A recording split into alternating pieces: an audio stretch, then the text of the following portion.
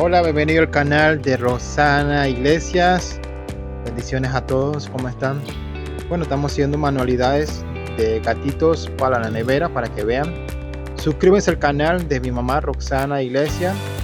Ella está bien, se recuperó su salud y ella sigue adelante con su manualidad y artesanía. Suscríbanse, dan like, comenten qué parte del país y gracias por estar en el canal de mi mamá. Somos de Panamá. Saludos, bendiciones.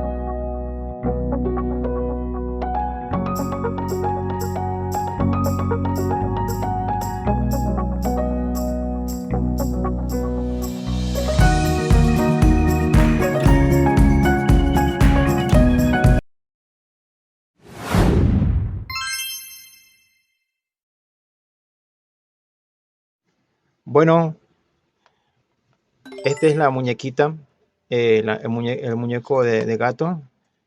Mi mamá lo hizo, ese es para la nevera. Lo hizo con esto, una toalla, una toallita, y lo transformó en un gatito para la nevera. Suscríbanse al canal. Gracias por estar aquí al canal de mi mamá Rosana Iglesias. Y verán mucho contenido de mi mamá, de artesanía y manualidades. Suscríbanse.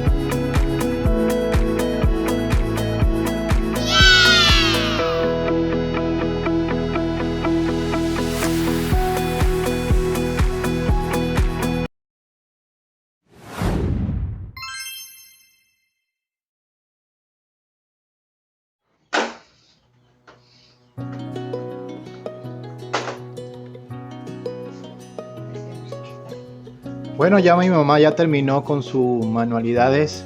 Mira mira cómo se ve, bien bonito. Oh, qué hermoso.